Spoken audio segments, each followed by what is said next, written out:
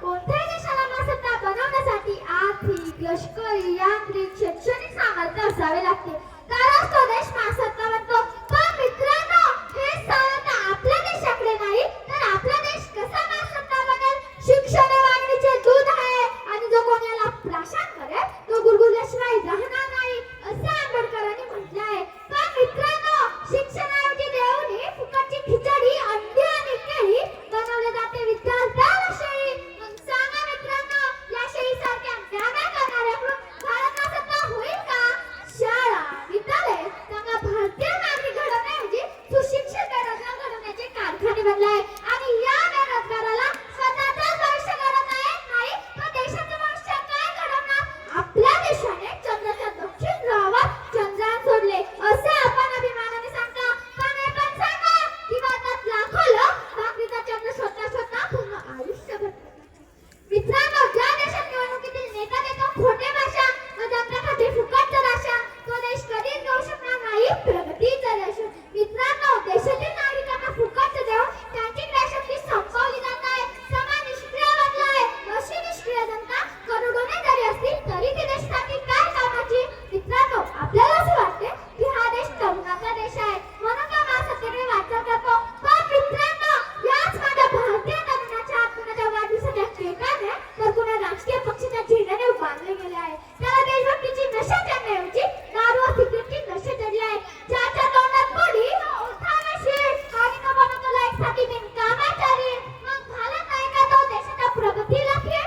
मित्रांनो, आपल्या देशात एकदा धोक्यात आले आहे. कुणी कानडी, कुणी गुजराती, कुणी मराठी, कुणी तामिळ. भारतीय आम्ही फक्त 15 ऑगस्ट व 26 जानेवारीला करतो. अशाने मला भीती वाटते की भारताची वाटचाल महासत्तेकडे न होता परत एकदा गुलामगिरीकडे ना हो. कभी जाति धर्म के नाम पर, कभी क्षेत्र के नाम पर महापुरुषों का है बाटा. अब बात है इंसान. कैसे कहूं मेरे दुखी मन से कि मेरा भारत देश ना. मित्रांनो, आपल्याला असं वाटते की देशात मजबूत लोकशाही आहे, लोकांचं राज्य आहे म्हणून आपला देश महासत्तेकडे वाटचाल करतो. पण मित्रांनो, लोकशाही ठोकशाही बनली कमाल पैसा आणि ठोक्याची आहे. काहीकडे अतिरेक मागला. सत्ता भांडवलदाराची आहे, सत्ता भांडवलदाराची आहे.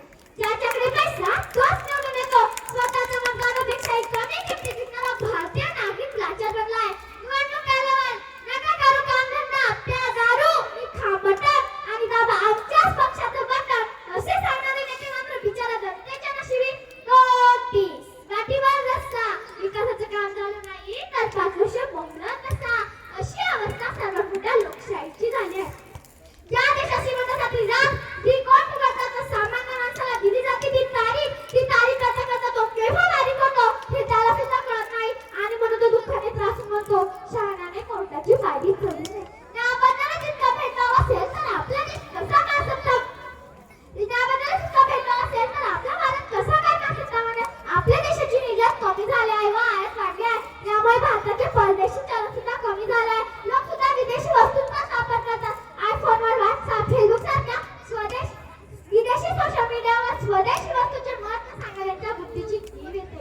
पीते को पीते पेप्सी, भूल गए है नींबू पानी, फिर भी दिल है हिंदुस्तानी.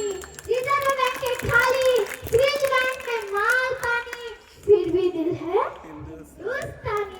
मित्रांनो, आपल्या देशाच्या अर्थव्यवस्थेचा कणा असलेला शेती व्यवसाय सुद्धा चुकीच्या धोरणाने तोडण्यात आला आहे. सैनिकाच्या मरणावर, शेतकऱ्याच्या सरणावर IPLचा बाजार सल्ला ते पाहून रोज जळत असताना बासरी वाजवणारा निरो सुद्धा लाजला. बासरी वाजवणारा निरो सुद्धा लाजला. मित्रांनो, जो ते चांगल्या विचारांचा आपण जो ते चांगल्या विचारांचा लोकांचा आदर्श घेतो तो देश प्रगतीपथावर जातो. पण आम्हा भारतीयांचा आदर्श कोण आहे? सिनेमाचे हिरो, क्रिकेटपटू हे आम्हाला गुटखा खायला व दारू प्यायला सांगतात. आजच्या सेलिब्रिटी खेळायला सांगतात सत्ता. मग सांगा मित्रांनो, असा बनेल भारत महासत्ता? ऑनलाईन रमी खेळते मम्मी, ऑनलाईन रमी खेळते मम्मी, बाप खेळते पत्ता. मग सांगा मित्रांनो, कसा बनेल भारत महासत्ता? मित्रांनो, शुभांनी माझ्या गोष्टींचा आदर्श घेऊन स्वराज्य स्थापन केले. आपण अशा महापुरुषांचा आदर्श घेतला पाहिजे व आपण ज्या क्षेत्रात काम करतो त्या क्षेत्रात 100% योगदान दिले पाहिजे. तरच आपला देश महासत्ता होऊ शकतो, अन्यथा नाही. जय जिजाऊ, जय शिवराय. धन्यवाद. वर्ग क्रमांक 51.